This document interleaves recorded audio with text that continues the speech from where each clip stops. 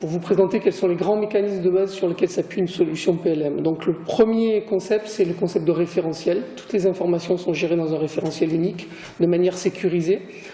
On va pouvoir y positionner l'ensemble des sujets qui sont intéressants pour l'entreprise.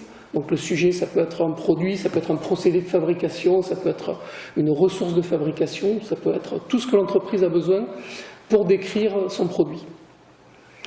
Donc l'accès à ces sujets va être soumis à des droits d'accès par rapport à un certain nombre d'utilisateurs qui sont authentifiés ou pas à faire certains types d'opérations sur ces informations.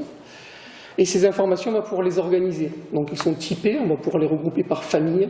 On va avoir des articles, on va avoir des procédés, on va avoir des sites de fabrication, on va avoir des clients, des fournisseurs, etc. Et puis on pourra les organiser par librairie. C'est-à-dire dans le contexte de quelque chose de particulier, dans le contexte d'une ligne de produit, dans le contexte d'un pays, dans le contexte d'un projet. Ces informations, évidemment, on peut les relier entre elles, c'est le gros avantage du PLM.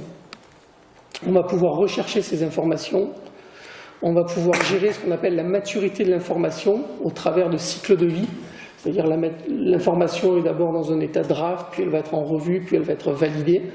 Et les différentes transitions entre les cycles de vie sont généralement pilotées par des workflows, c'est-à-dire des mécanismes de transition automatiques et pilotés par informatique, jusqu'à la signature électronique finale pour valider par exemple qu'un produit est rendu public et diffusable.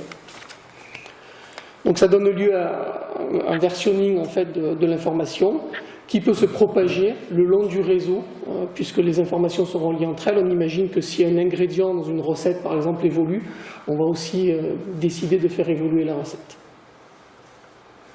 Donc on a aussi des fonctionnalités de traçabilité, d'historique, d'enrichissement de l'information avec des fichiers. Par exemple, on va pouvoir rajouter une fiche technique, on va pouvoir rajouter une image, on va pouvoir rajouter peut-être une URL à un produit, à un sujet en fait.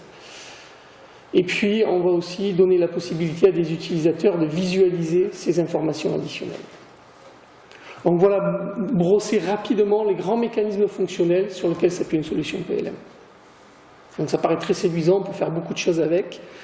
Et sur l'ensemble de ces mécanismes de base, on va retrouver des mécanismes un petit peu plus élaborés. En particulier, on retrouve tout ce qui est gestion de la documentation, un petit peu comme dans une GED en fait. Toutes les solutions PLM héritent des systèmes d'information de type GED.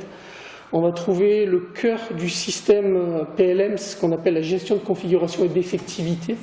L'effectivité, c'est le fait de rendre valide un lien. Par exemple, un avionneur qui utilise un moteur particulier, il va dire que l'utilisation de ce moteur dans tel modèle d'avion va être effective à telle date ou à partir de tel numéro de série de l'avion. Donc c'est ce qu'on appelle une effectivité, c'est ce qui permet d'enrichir le lien entre deux informations, de lui apporter un certain contexte. Une autre fonctionnalité importante aussi, c'est le suivi des modifications. Et puis on retrouve des fonctionnalités également de collaboration, de gestion de la donnée CAO, parce que nombre de nos clients utilisent des systèmes de conception assistés par ordinateur pour concevoir leurs produits, et ils sont évidemment interfacés avec des PLM.